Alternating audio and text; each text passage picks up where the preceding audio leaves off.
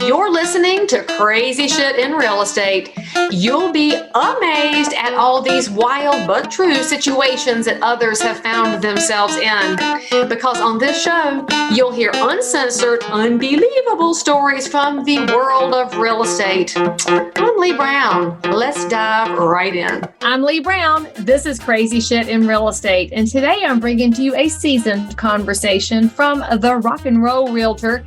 And if you want to know what that means, check out this conversation with Gary Rossignol. I hope you enjoy it, and I'll see you on the other side. Hey, Gary. Good morning. I'm so excited to have you on the show. I almost got my guitar out, but I don't know how to play. Hold it since you're the Rock-n-Roll Realtor. Well, I just want to tell you, I'm so thrilled and honored to be on your podcast, Crazy Shit in Real Estate. I saw it several months ago. I saw the interview you had with Tracy Dupler on overcoming obstacles in the early stages of real estate. And I watched that, and it was great information for a 3-year realtor to do what she has done. And it's amazing. And I thought, what about some of the older realtors who overcome obstacles? Seasoned realtors.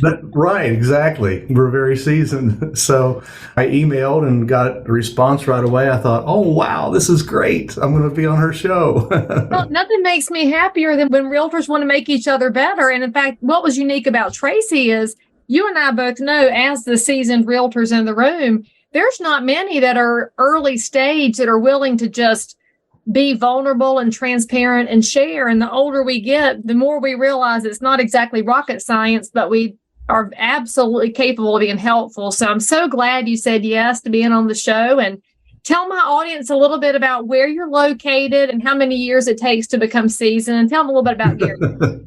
Well, how many years it takes to be seasoned, that's pretty objective. Depends on what you consider seasoned. But I got licensed back in 1986. So do the math. It's 37 years. That's a really good music year. We had good records in 86. We did. Yeah.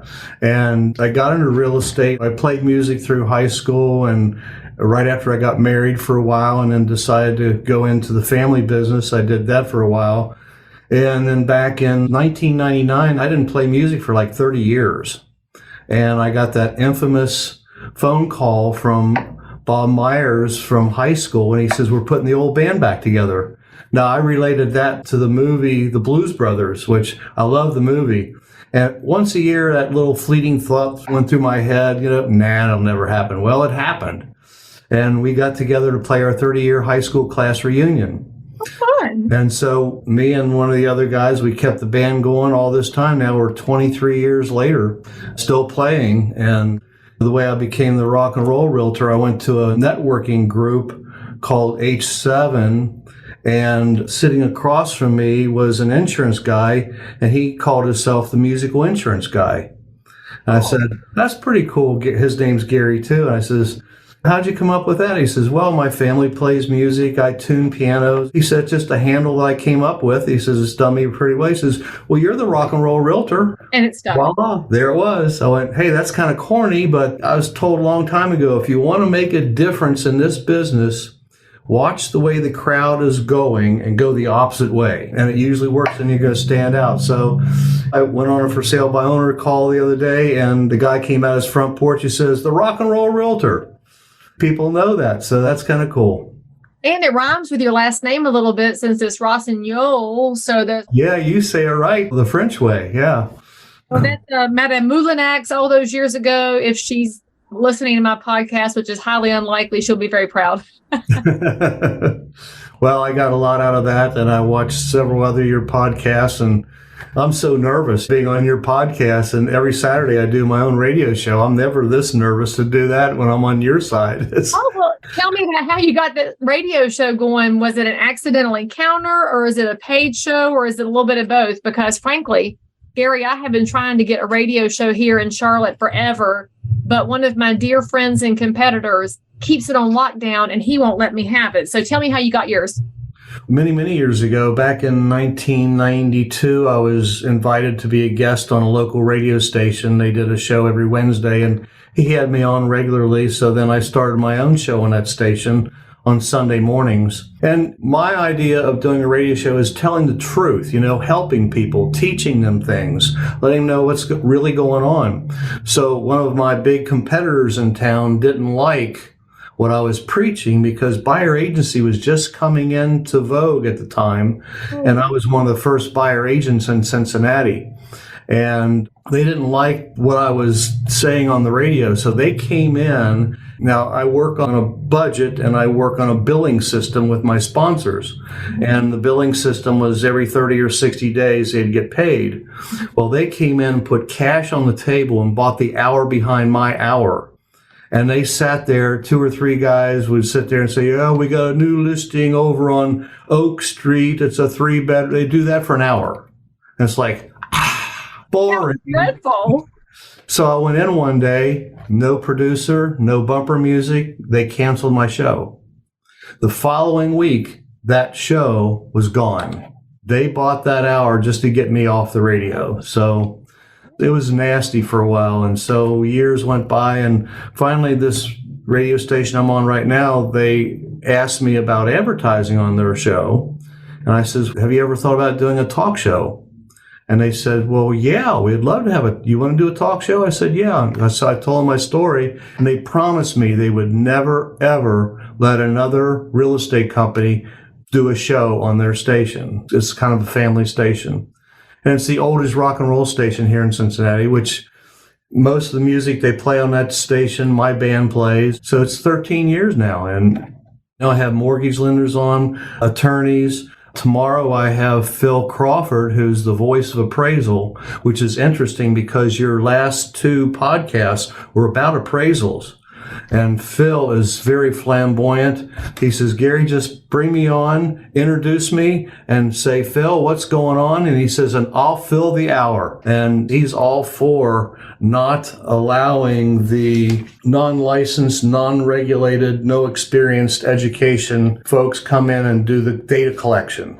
He said, Phil is on my side on this because we're about consumer protection. Let's go, Phil. Yeah, Phil loves you. Phil love me, and because we forget this sometimes that in this business, we're totally experts in our local market, but we have to have our wings out to protect our cohorts in the business. Like our consumers need great appraisers. They need great lenders like your sponsors for your show. They need great relationships like the insurance agent, your rock and roll insurance guy. We need to have our eyes on everything. And I think a lot of agents just get so laser beam focused on, I need one more listing, I need one more buyer. They're not paying attention. And the changes that are afoot are going to be ground shaking for the end consumer. And I'm not okay with the end consumer getting boxed out. But I got to ask you a question, since you were right there at the beginning of buyer agency in the 90s, when it was a wild and crazy idea. And now, of course, it's become fairly ubiquitous, except in states like Florida, which are transaction-based, and South Carolina's added transaction brokers. But where you and I are, we can work as a buyer's representative. You can work as a seller's representative. And of course, the Department of Justice would like to see buyer agency go away. There's a lot of very negative talk about the work that we do for buyers. So I'm curious, since you've been in the business long enough to see it go from no buyer's agency, and everybody says we should have it, and now we have it, and the people who said we should create it 35 years ago wanted to go away. What is your defense of buyer agency with the consumer public that you serve? Well, with my exclusive buyer agency agreement, it sets up the perimeters of what I'm going to do for my client and also what they're going to do for me. And it's all about trust and knowledge and what I'm going to give to them. So there's probably a handful of realtors in town who will use an exclusive buyer agency contract. Even today, they still say, how do you do that? It says, well, how many listings do you take a year? Do you ever take a listing without an exclusive right to sell agreement? No, never. Heavens no. And then you get into, and you didn't bring it up yet, Leigh, but dual agency. Boo. You know how I feel about that, right? Boo, no way. Outlaw it across the country. It is a direct conflict of interest. But what did you say the other day? You said it's a direct conflict of interest. That's my viewpoint. No more discussion. And I also said that I want to pull a Barney Fife. Remember in the old Andy Griffith show when Barney would do citizens arrest, citizens arrest. I want to pull licenses and I want to do a citizen's arrest because the Bible says you can't serve two masters. It's No, exactly. simple. And the consumer could choose one agent for both sides, but let's be honest, you're not operating as a fiduciary in that capacity. You're a mediator. And you can be a mediator where you say you represent neither side, but a dual agent by definition says you represent both sides, and that's just not possible. When you're trying to be a dual agent, you're taking the easy way out. Now listen, realtors, listen to us, because Leigh and I know the truth. Who are you really representing if you're a dual agent? Yourself. Yep. That's it. And why would a realtor want to be a dual agent anyway? I don't need the headaches myself. I don't want my integrity question. All about the money. Hey, Gary, what's your integrity worth? What's my integrity worth? Right. It's worthless. My integrity is everything. It is, because you can't get it back once you lose it. When I go on an appointment, for sale by owner appointment, they may think I'm there for them to interview and hire me, but I'm there deciding, do I want this listing? And I went on one Monday and I went, no, I really don't want this listing. He had a 2-family and the second floor bathroom wasn't operable. I mean, the vanity wasn't hooked up, the toilet, the flipper thing didn't work. He says, I'm selling it as is. He says, for $25, you can go to the hardware store. I says, well then, Bill, why don't you just go to the hardware store, spend $50 and fix it? Right now, you have to advertise this as an inoperable bathroom. Who's going to look at a house with an inoperable bathroom? He says, well, yeah, you may be right. They need us so much. Oh my gosh. Well, when you think about it, a seller like that who isn't willing to do a small repair, because we all know a small repair tends to lead to a bigger repair. In the back of his mind, he's kind of hoping he won't have to tell anybody. But a professional realtor is always going to be disclosing these issues. That's a material fact. The state law requires us to. It doesn't require the seller to, but we are bound by a higher standard. And so when we bring a buyer in that house, that's where you really need your agent to be your second set of eyes and make sure the seller's not trying to pull a fast one, and neither is their agent should they have one. And I worry about the best needs of the consumer being served if there's a continued attack on buyer agency, because, I mean, think about the COVID market and all the offers we wrote and all the multiple offer scenarios. How many waiving inspections. I tell my sellers, I say, Mr. and Mrs. Seller, I think it's in your best interest that the buyer does a thorough professional inspection for your own liability's sake. Absolutely. Then when you go to the closing, you hand them the keys and they sign the note and the mortgage and you walk out of the room. You're not going to be faced with any kind of a lawsuit. I had Adam Kroc with Airy White Home Inspections on my show a couple months ago, and he told me a story. He did a post-closing inspection for a buyer. They had to waive inspections to get the deal. Well, when he shows up, it was like the hottest day in June last year. He said there was no air conditioning. The air conditioner was 23 years old and it wasn't working. It had R22 Freon in it. Not only that, but the roof was shot and the sewer line was backing up. Now, don't tell me that seller didn't know the air conditioner didn't work. Don't tell me that seller didn't know that the sewer was backing up. Did they disclose it? No, they didn't. Could that buyer hire an attorney and go after that seller? Absolutely. But they are told by their agent, well, it's an as is. You bought it as is. You waived your inspections. That doesn't mean anything. Well, the thing, too, is in Ohio, probably like North Carolina, you have to prove that the seller knew about it. The air conditioner, depending on what time of year it is, they could arguably say, we didn't know. But with the sewer not working, if you're living in the house, if that's give me a break. Yeah, give me a break on that one. Honor. So honor has always been a part of real estate because it has to be, since the person who lives in the house experiences it in a very holistic way. When you're looking at the house to make an offer, you're not there very long. You're not using all the outlets and the switches and the toilets, and you're not there for 4 seasons. And so you really are kind of buying a pig in a poke, and you have to wish that more sellers would tell as much as possible instead of the default of the bare minimum and that agents would push for a little bit more information so they could make buyers comfortable. Because whether it's multiple offers or not, I want my community to have good people living in good houses. And you're the same way. We want to take care of that new neighbor because they're going to be there a lot longer than the agent in the house. I think it's a smart move for sellers to have their home inspected before it goes on the market. Well, you can fix things in advance. And then if your flapper is messed up, you just go ahead and go down to Lowe's and Home Depot and fix it. Right, exactly. If you are remotely awake, then you know that we are heading into some really tricky economic times. We have home buyers that have put the kibosh on buying. We have sellers who have found out suddenly their houses aren't dipped in 14 karat gold. And as a realtor, you are still trying to keep up with the business you have and trying to answer questions in the meantime while also managing sky-high fuel cost at the pump. Never fear, because my new video course is coming out right now, and it's called How to Dominate During a Recession. I've been a realtor for 22 years. My business went up every year during the Great Recession, and it's all because of education. This course is 4 modules. There might even be some bonus content for you. The price is $199. I am delighted to bring this out as quickly as possible because, friends, there's no time like the present to make sure our neighbors are stronger and we protect the American dream. Click on this link, www.dominatethisrecession.com, and I'll see you there. Now, back to this amazing content. But I heard about a year or two ago, there's only 3 absolutes in life. Number 1 is we're all going to die. Yes. Number 2 is your taxes always go up. It's true. And number 3 is everything changes. It's true. Now, being a baby boomer, being a senior citizen, and being in the business so long, I don't like change.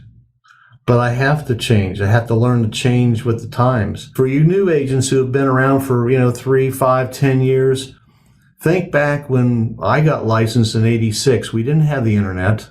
We didn't have cell phones. You know what a Dropbox was? It was a little slit in the door of the listing office where you prepared your 2-page purchase contract. You folded it up. You put it in an envelope. You drove to their office at 11 o'clock at night. You put it in their Dropbox. And the next day they would call the seller. And then they would make an appointment. They'd sit down and go over the offer with them. And within a day or two, they'd bring you an answer back. It would take 3 to 7 days just to negotiate one contract. Now, 3 or 7 hours is a long time. Right. It's that condensation of time. And also we've lost in that time frame. I didn't get in the 80s, but my dad was in the business. And so as a teenager, I was with him. But when I got licensed in 98, you were still delivering contracts. And we were face to face with the other side then. I would tell you, I think our real estate transactions were a lot smoother when we saw the other agent, handed them the paperwork, talked about what was going on, than now in this era of speedy text where everything gets misunderstood. What do you think? Well, I remember the days when I would deliver the contract. I'd have my buyer in my vehicle. I'd let the listing agent know we're going to be sitting across the street. So if you have any changes you want to talk about, just come out, knock on the window, let me know. We'll get it wrapped up tonight.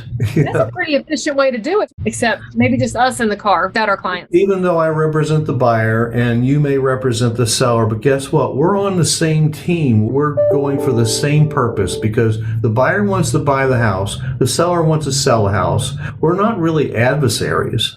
We're really working as a team to get the job done for the fulfillment of what their desires are. A lot of realtors lose sight of that. And you get them on the phone, if you can get them on the phone today. A lot of them, they want to text. They don't want to talk on the phone. But if you get them on the phone, they're very defensive. And when you put that wall up, it's like, wait a minute, folks, time out. We're on the same team here. We're just trying to get this transaction together. My buyer wants to buy it. Your seller wants to sell it. Let's do what we can to get that to work. I love how you mentioned making real estate less adversarial between the two parties. What would you say is your best technique for getting an adversarial agent or situation diffused? Do you have any Gary tricks for us on that? Well, let it cool off for a couple of days. Send them a little handwritten note.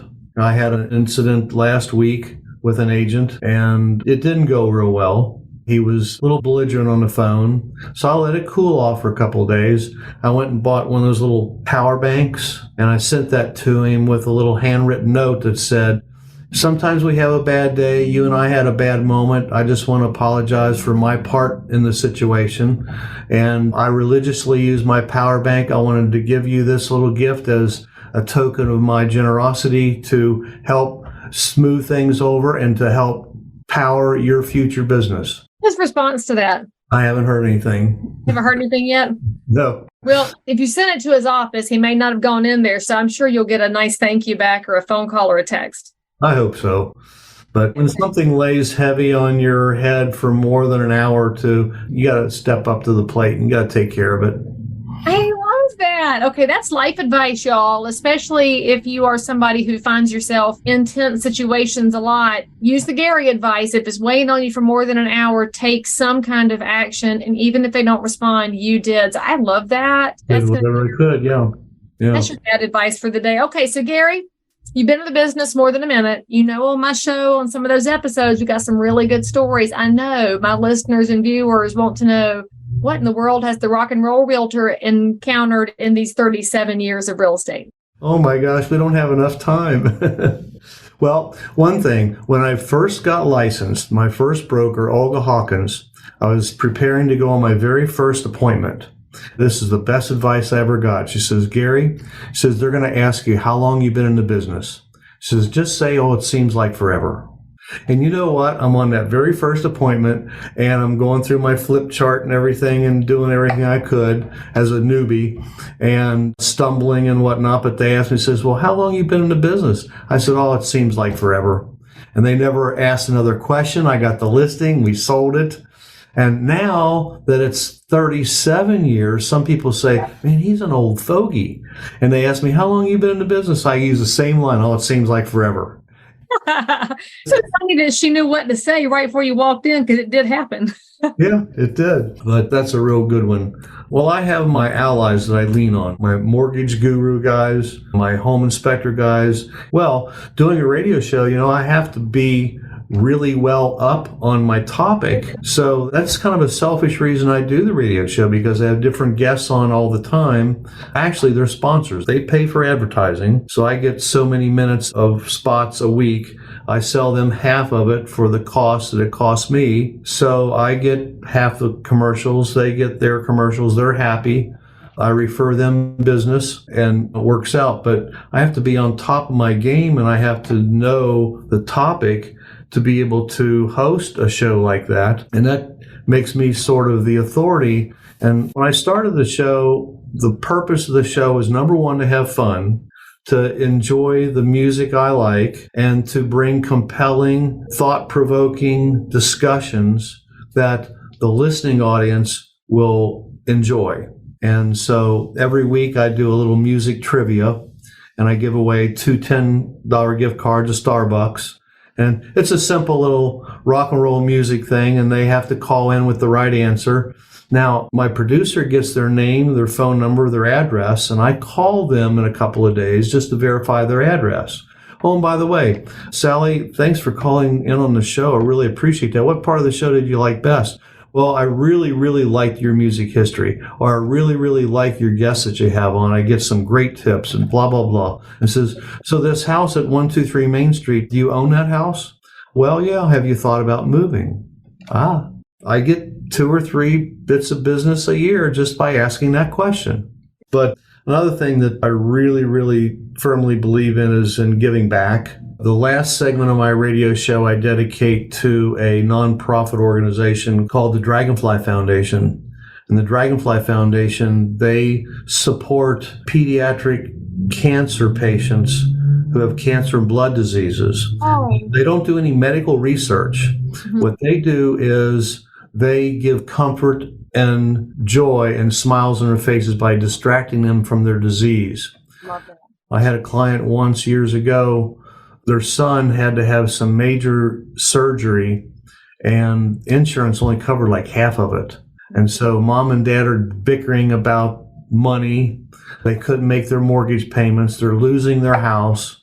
The child says it's my fault. And the siblings, his brothers and sisters, feel left out because all the attention's going to the one that's sick. They end up getting a divorce. It was nasty. So the Dragonfly Foundation, they step in as soon as they get checked into the hospital, and it's all volunteers, and they're there. They said, we've been there, we've done that. We know exactly where you're at. They have, through the donations, they take them to ball games, to concerts, to shows. They have events going on year round, and they involve mom and dad's night out.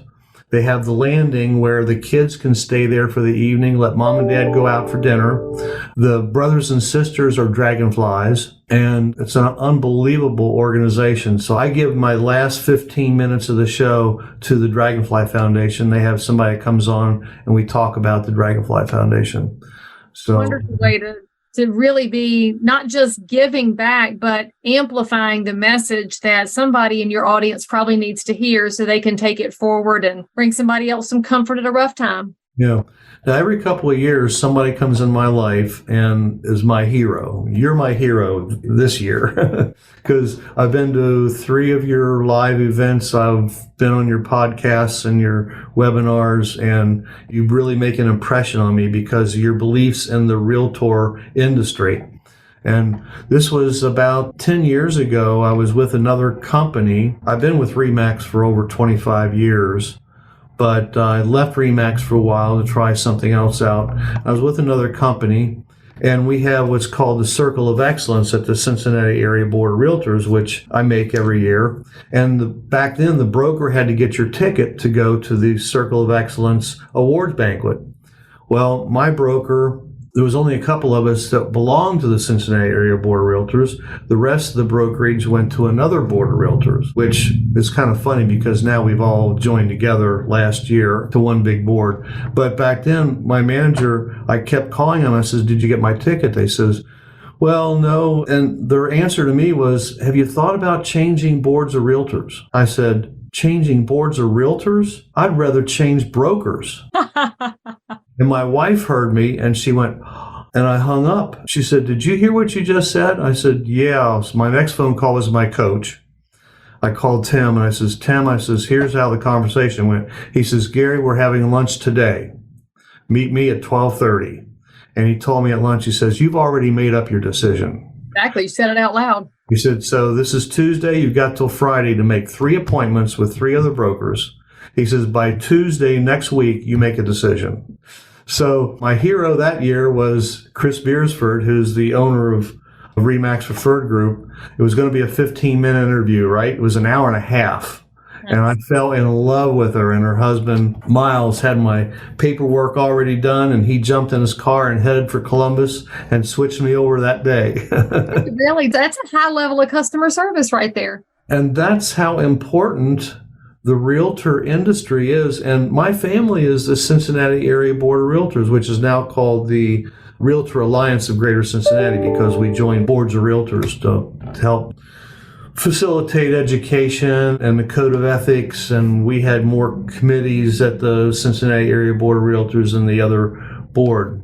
But that's how serious this industry is to me in order to help, like you call them, our neighbors who needs our help. We got to keep that focus. And we help them through real estate and by introducing them to the Dragonfly and by bringing them music trivia sometimes. Gary, Thank you so much for giving us all these little tidbits from all over the place. I have enjoyed this conversation.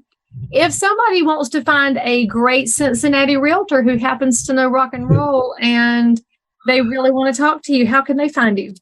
They can call me at 513-543-2513, or you can just look me up on the internet. I am rockandrollgary.realtor. I love that domain. That's fantastic. And for all of y'all who weren't writing anything down and now you wish you had, don't worry.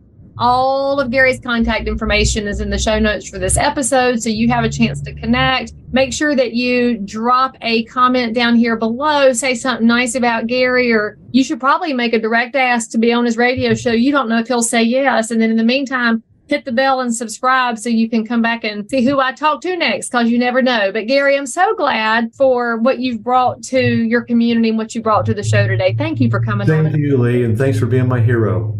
Oh, you know what? I'm honored to be a part of your journey any way that it counts. Appreciate it. All right. Guys, We'll see you next time. As always, I'm so super thrilled that you joined in for more crazy shit. And if you're a realtor, investor, inspector, lender, or just a regular human being who happens to have an unbelievable story that you need to tell the world about, or frankly, you just need to one-up the story you just heard, then make sure to DM me on Instagram at Leigh Thomas Brown, or tweet me at Leigh Brown, or frankly, any social network where you hang out. I'm there. And if you had some fun, then you totally want to subscribe so you don't miss out on any future episodes.